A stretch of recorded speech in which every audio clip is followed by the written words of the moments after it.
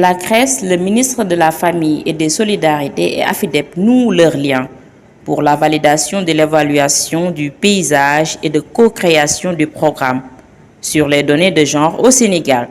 Sur ce, la conseillère technique de la cellule genre du ministère de l'Économie revient sur les points essentiels abordés lors de la rencontre des 2 jours. C'est un atelier qui permet de faire l'état des lieux, d'avoir une situation de référence sur les données sensibles au genre au Sénégal. Ça permet de faire ressortir les forces, les faiblesses, les lacunes qui ont été vraiment identifiées dans l'analyse exploratoire. Ce qu'on peut retenir, c'est que on a fait le constat que les données existent, mais c'est pas suffisant. Il y a un besoin quand même énorme actuellement en termes d'information sur les données genre pour pouvoir vraiment prendre en compte cette thématique dans les politiques publiques.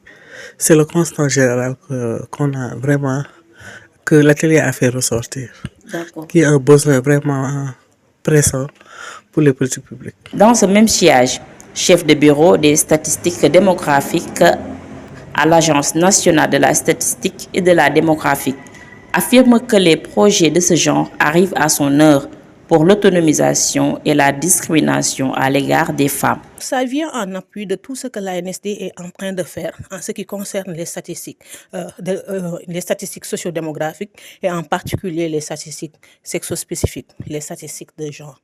Donc l'ANSD vraiment félicite ces genres de projets, il les appuie parce que nous avons comme mission vraiment d'assister et d'appuyer ces projets pour vraiment diversifier et harmoniser la production des statistiques en quelque sorte. D'après les échanges, nous avons retenu que des efforts sont en train d'être faits dans le domaine des statistiques sensibles aux gens, mais il y a des domaines également concernant la capacitation des acteurs au niveau des ministères sectoriels. Parce qu'au niveau de l'ANSD, cette capacitation ne pose pas de problème, mais si vous descendez plus bas, au niveau du sectoriel, donc ils ont des problèmes en ce qui concerne la capacitation des agents qui tiennent les statistiques au niveau de ces secteurs-là. Donc là aussi, l'ANSD a une mission vraiment à jouer pour assister ces ministères-là dans le but de les appuyer concernant la formation, mais concernant également la capacitation de ces acteurs pour améliorer la production des statistiques.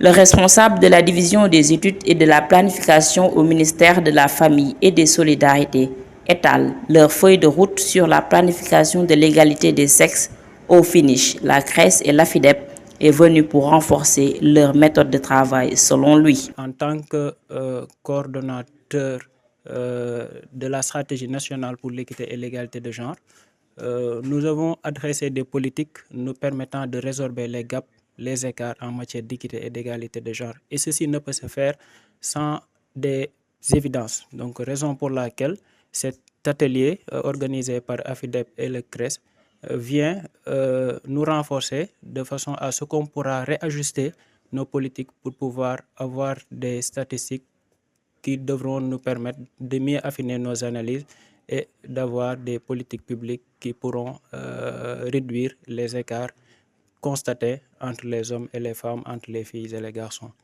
Le Sénégal fait partie des pays africains qui n'ont pas encore réalisé une partie des objectifs pour le développement durable et celui des inégalités de genre. Dans ce cadre, l'économiste enseignante-chercheur à l'université Cheikh Anta Diop de Dakar met en place la théorie du changement qui établit comme suit: diagnostiquer le problème, identifier les défis qui se posent afin de mettre en place des axes thématiques dans le cadre du programme. Nous sommes à 5 années de 2030 et le Sénégal fait partie des pays africains qui n'ont pas encore réalisé une bonne partie des objectifs pour le développement durable, y compris celui qui porte sur les inégalités de genre. Et pour accélérer le processus, nous avons besoin de travailler à ce qu'il y ait des progrès supplémentaires sur la question d'égalité de genre. Et pour y arriver, on a besoin de données pour s'informer de ce qui se passe, quel est l'état des lieux, quels sont les secteurs où il y a des gaps et comprendre l'écosystème. L'écosystème, c'est quoi? C'est voir quels sont les acteurs qui travaillent sur les données de genre, y compris ceux qui produisent les données, ceux qui les transforment, ça veut dire les analysent, et ceux qui les utilisent pour la prise de décision ou pour élaborer de nouveaux programmes.